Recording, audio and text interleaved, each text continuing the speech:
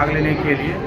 और यहाँ पे सबसे बड़ा बेनिफिट की बात की तो बेनिफिट का सबसे बड़ा बात है कि ये मिथिला यूनिवर्सिटी में इस लेवल का अगर सेमिनार होता है तो विद्यार्थी के लिए बहुत ही गर्व की बात है और विद्यार्थी को बहुत ज़्यादा बेनिफिट होगा। बहुत सारे लोगों का रिसर्च सुनेंगे, एब्स्ट्रैक्ट सुनेंगे और लोग यहाँ पर ज़्यादा लाभान्वित होंगे, विद्यार्थी ज़्यादा लाभान्वित होंगे। सेमिनार जो है वो किसी एक सब्जेक्ट के ऊपर नहीं है, एक डिपार्टमेंट के ऊपर नहीं है, ये सारे डिपार्टमेंट के ऊपर है। चाहे आर्ट्स हो, कॉमर्स हो, साइंस हो या कोई भी सब्जेक्ट हो, वो इससे रिलेट करके अपना एक टॉपिक दे रहे हैं लोग और अपने रिसर्च को बहुत अच्छा बना रहे हैं। तो नेपाल के जो फैकल्टी हैं वो हमारे इंटरनेशनल फैकल्टी हैं, जो डॉक्टर दीर्घाराज जोशी सर हैं और वो त्रिभुवन यूनिवर्सिटी के हैं। और बाकी जो लोग हैं ऑल ओवर इंडिया से हमारे पास पेपर दे रहे हैं, क्योंकि इंडिया में क्या है ना कि बहुत लोग रिसर्च के प्रति अवेयर नहीं है, लेकिन धीरे धीरे लोगों के प्रति जागरूकता बढ़ाने के लिए ही हमारी संस्था काम करती है, जो कि विनियम रिसर्च एसोसिएशन है। और हम लोग हमेशा कोलैबोरेट करके कराते हैं, क्योंकि हम लोग कॉलेज को हमेशा अवेयर करना चाहते हैं इस चीज़ के प्रति, रिसर्च के प्रति। क्योंकि लोग थीसिस लिखते हैं, चाहे सिनॉप्सिस बनाते हैं, चाहे अपना रिसर्च करते हैं, लेकिन होता क्या है कि प्रैक्टिकली उसको नहीं करते हैं। तो हम लोगों का हर कॉलेज के साथ कोलैबोरेशन करके यही रहता है एम कि आप आए हमारे कॉलेज में, जिस भी कॉलेज में हम कराएं, और अपना प्रेजेंटेशन दें, अपने रिसर्च को निखारें, अपने कम्युनिकेशन स्किल को डेवलप करें। सबसे पहले आसाम, नेपाल, उसके अलावा ऑल ओवर इंडिया में रांची, धनबाद से यहाँ तक कि हमारा BPMKU विनोद बिहारी कोलांचल यूनिवर्सिटी से भी हमारे पास पेपर आया। उसके अलावा उत्तराखंड से हमारे पास पेपर आया, रमा देवी यूनिवर्सिटी से, श्यामा प्रसाद मुखर्जी यूनिवर्सिटी से, रांची यूनिवर्सिटी रांची से, और बोध गया से भी हमारे पास पेपर आया। और उमा पांडे कॉलेज जो है सिक्किम से हमारे बहुत सारे स्कॉलर्स जुड़े और अपना एब्स्ट्रैक्ट पब्लिश कराए। और उन्होंने अब जो है सेकंड सेशन में जो प्रेजेंटेशन होगी वो ऑनलाइन ऑफलाइन दोनों होगी। तो अभी ऑफलाइन चलेगी और कल की जो दिन है वो ऑनलाइन प्रेजेंटेशन होगी। भारत में हमारा रांची यूनिवर्सिटी रांची से आया पेपर, LNMU दरभंगा में तो हमारा सेमिनार ही हो रहा है। दूसरी बात BRA university Muzaffarpur, Dumka university, उसके अलावा उत्तराखंड। हमारा कुल रजिस्ट्रेशन जो है वो 150 हुआ है और पूरे विभिन्न क्षेत्रों से, विभिन्न स्टेट से, लगभग 10 स्टेट से ज़्यादा लोगों ने, स्कॉलर्स ने, एकेडमिशियंस ने, और इनफैक्ट PG UG के जो स्टूडेंट्स हैं उन्होंने भी आगे बढ़ चढ़ के हिस्सा लिया है। CM साइंस कॉलेज के द्वारा जो यह 2 दिवसीय सेमिनार है, इसका विषय है science, technology and social science in Vedas and other philosophies. हमारे भारत में जो हमारा पुराना शास्त्र है वेद, इसको कुछ लोग समझते हैं कि धार्मिक पुस्तक है, इसमें धर्म की बातें होती हैं। ऐसा नहीं है, वह ज्ञान की पोथी है।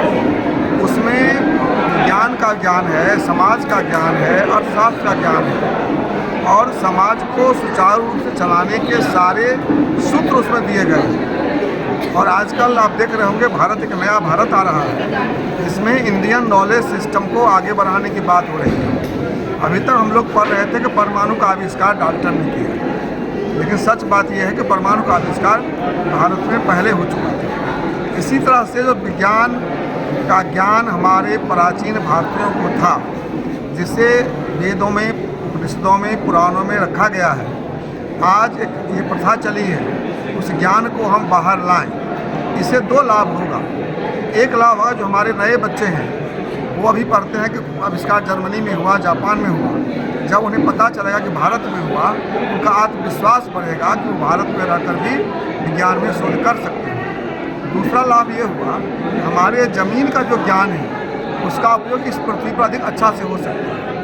तो मैं समझता हूँ कि इस तरह के सेमिनार हमारे भविष्य के लिए बहुत ही लाभदायक है और हमारे विश्वविद्यालय का लाभदायक है। मैं धन्यवाद करता हूँ आचार्य बाबू को और पूरी टीम को, और आशा करता हूँ कि ऐसे ही सेमिनार और भी कॉलेज में होता रहे, जिससे मिथिलांचल में एक ज्ञान की गंगा बह सके।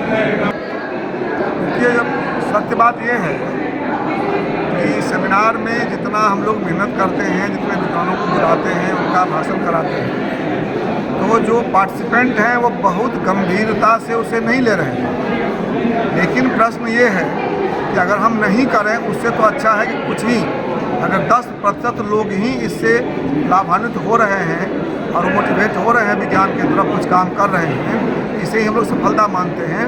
इसे सेमिनार की संख्या बढ़ा रहे हैं, हर सेमिनार कुछ परिणाम अच्छा आ रहा है। इंटरनेशनल सेमिनार है, इसमें साइंस, टेक्नोलॉजी, वेदर्स, अन्य भाषाओं से जुड़े छात्र छात्राओं को जो इसमें पार्टिसिपेट है उनको ज्ञान दिया जाएगा। अभी नेक्स्ट सेशन से कीनोट एड्रेस होगा, वो लोग अपने विस्तृत रूप से उनको जो पार्टिसिपेंट हैं, रिसर्चर हैं, उनको अपनी बात रखेंगे। तो इसकी बहुत ही महत्वपूर्ण भूमिका है, ये सब सब्जेक्ट से रिलेटेड है, चाहे वो केमिस्ट्री हो, फिजिक्स हो, बॉटनी, जूलॉजी, मैथमेटिक्स एवं फिलॉसफी, मैंने दर्शन शास्त्र हो, साइकोलॉजी हो, सोशियोलॉजी हो, ये सब चीज़ मिला के ये इंटरनेशनल सेमिनार है।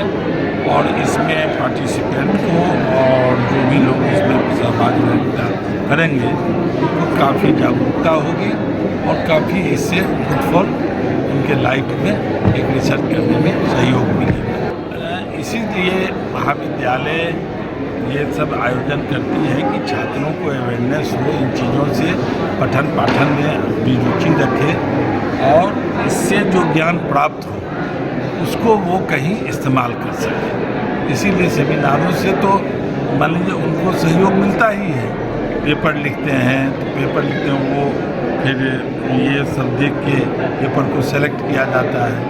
तो रिसर्च काम में बच्चों को इससे काफ़ी फायदा मिला। ऑफलाइन में तो हमारे नायक जी अभी आए हैं और नेपाल से हैं और बाहर से भी ऑनलाइन है। अभी तो 2 दिन 19 और 20 मैंने हमारे जो की नोट स्पीकर हैं या नेपाल से जो लोग हैं या अन्य कहीं और स्टेट से हैं, कुछ ऑनलाइन जुटेंगे, कुछ ऑफलाइन रहेंगे। लगता है कि 5-6 स्टेट के लोग रहेंगे।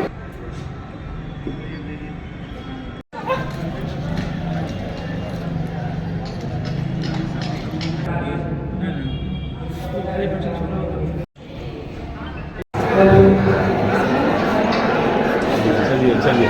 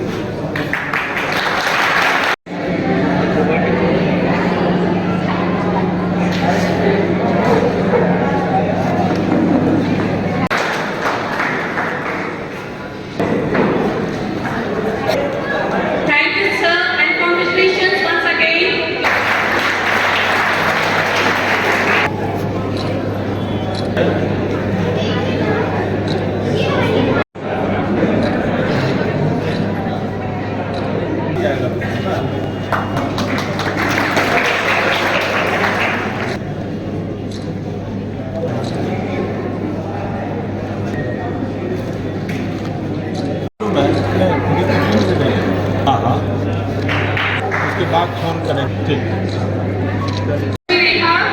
Faculty Department of Physics to come forward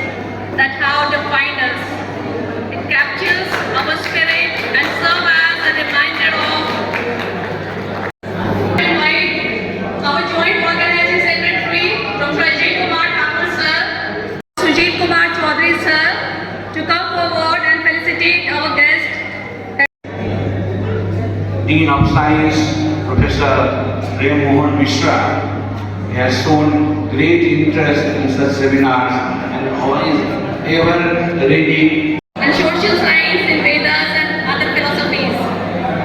We are fortunate to have an Dean of Science, Professor Ram Mohan Mishra, has shown great interest in such seminars